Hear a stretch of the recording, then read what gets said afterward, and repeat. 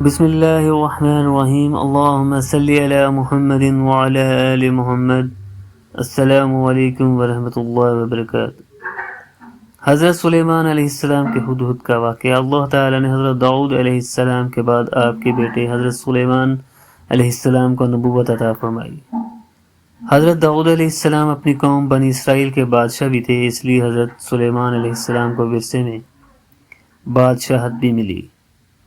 اللہ تعالیٰ نے حضرت سلیمان علیہ السلام کو بہت بڑی سلطنت عطا فرمائی، اور آپ انسانوں ہی کے نہیں جنات اور حیوانات کے بھی بادشاہ تھے۔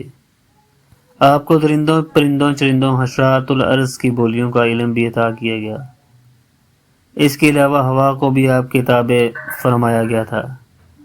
آپ جب چاہتے آپ کا تخت ہوا اڑاتی، اور جتنا فاصلہ کوئی تیز رفتار گھوڑ سوار ایک ماہ میں طے کرتا، آپ اس کے برابر سفر چند گھنٹوں میں طے کر لیتے۔ ایک دن حضرت سلیمان علیہ السلام اپنی عظیم الشان دربار میں تشریف فرما تھے۔ انسان، جن اور مختلف حیوانات اپنے اپنے منصب اور مرتبہ کے اعتبار سے دربار میں بیٹھے تھے۔ آپ نے دربار پر گہری نظر ڈالی، چونکے اور چونک گئے۔ فرمایا، آج دربار میں ہدہد نظر نہیں آ رہا، اس سے پہلے تو ایسا کبھی نہیں ہوا، کیا کسی کو اس کے بارے میں کوئی خبر ہے؟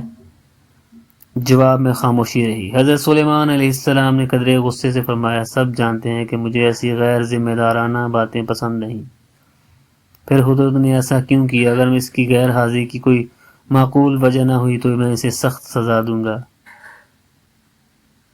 حضرت سلیمان علیہ السلام اور دوران سفر آپ کے لشکر کے لیے پانی تلاش کرنے پر مامور تھا، اور وہ ہمیشہ ساتھ سفر کرتا، اور جب بھی پانی کی ضرورت ہوتی تو وہ بتا دیتا کہ فلاں مقام پر اس وقت گہرائی میں پانی موجود ہے۔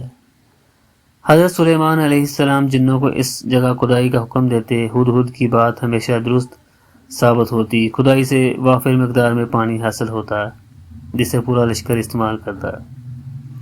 حضرت یونس علیہ السلام کی بات ابھی ختم ہی ہوئی تھی کہ ہدہد دربار میں حاضر ہو گیا، اور وہ سخت تھکا ہوا نظر آتا تھا۔ کہاں رہ گئے تھے تم؟ حضرت سلیمان علیہ السلام نے سخت لہجے میں اس سے پوچھا۔ جانتے نہیں مجھے ایسی غیر ذمہ دارانہ باتیں سخت ناپسند ہیں۔ حضرت سلیمان علیہ السلام کے لہجے نے ہدہد کو خوف زدہ کر دیا۔ گھبراتے ہوئے انداز میں بولا، بے شک مجھ سے غلطی ہوئی جس کی معافی چاہتا ہوں، مگر میں آپ کے لیے ایسی خبر لایا ہوں جو آپ نے پہلے نہ سنی ہوگی، اور مجھے تاخیر بھی اسی وجہ سے ہوئی۔ حضرت سلیمان علیہ السلام نے ہدہد کو بغور دیکھا، پھر فرمایا، ٹھیک ہے، پہلے وہ خبر سناؤ، تمہیں سزا دینے یا نہ دینے کا فیصلہ اس کے بعد کریں گے۔ ہدہد نے کہا، علی جا یمن کے علاقے سبا پر ایک ملکہ حکمران ہے جس کا نام بلقیس ہے۔ اللہ تعالیٰ نے اسے اپنی ہر نعمت سے نواز رکھا ہے۔ اس کا محل بہت خوبصورت اور وسیع ہے، جبکہ تخت شاہی اپنی مثال آپ ہے، مگر افسوس کہ ملکہ اور اس کی قوم کو شیطان نے گمراہ کر رکھا ہے، اور وہ لوگ اللہ وحدہ لا شریک کی عبادت کرنے کی بجائے سورج کی پوجا کرتے ہیں۔ خوب، حضرت سلیمان علیہ السلام نے ہدہد کی بات سن کر فرمایا، تیرے جھوٹ سچ کا امتحان ابھی ہو جاتا ہے۔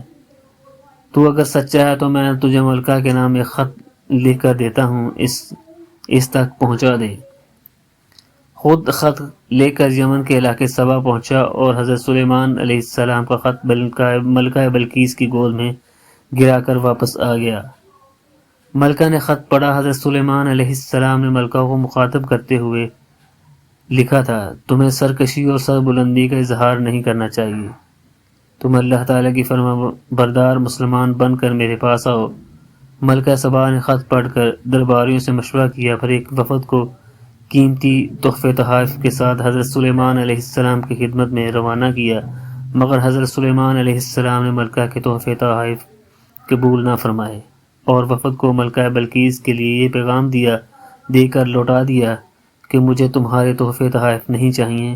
میں نے تمہیں اللہ وحدہ لا شریک پر ایمان لانے اور صرف اسی کی ہی عبادت کرنے کی جو دعوت دی تھی، اسے قبول کرو، بصورت دیگر میں اپنے عظیم الشان لشکر کے ساتھ تمہارے ملک پہنچوں گا تو تمہیں اپنا بچاؤ نہ کر سکو گے۔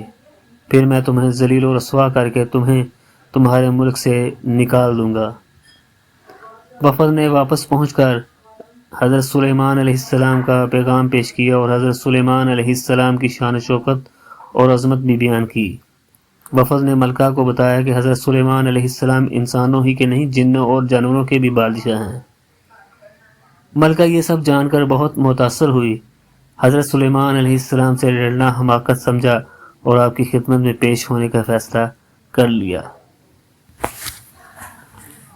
کچھ ہی عرصہ بعد ملکہ بلقیس حضرت سلیمان علیہ السلام کی خدمت میں پہنچی۔ آپ نے اپنے وفد سے حضرت سلیمان علیہ السلام کے بارے میں جیسا سنا تھا ویسا ہی پایا۔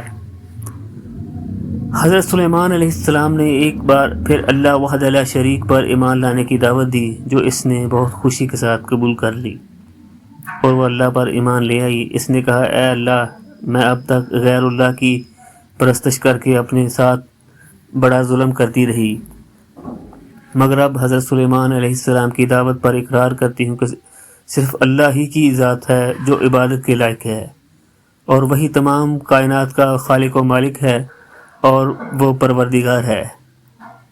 قرآن کریم کی سورہ نحل آیت نمبر 20 تا 24 میں ہدہد کے پرندے کا ذکر موجود ہے۔ اللہ تعالیٰ ہی تمام کائنات کا خالق و مالک ہے، اس کے سوا کوئی معبود یعنی عبادت کے لائق نہیں۔ دین و دنیا کی بھلائی کے لیے صرف اللہ کی عبادت اور فرما برداری ضروری ہے۔ ویڈیو اچھی لگی ہو تو ویڈیو کو لائک کریں، شیئر کریں اور چینل کو سبسکرائب کریں۔ شکریہ۔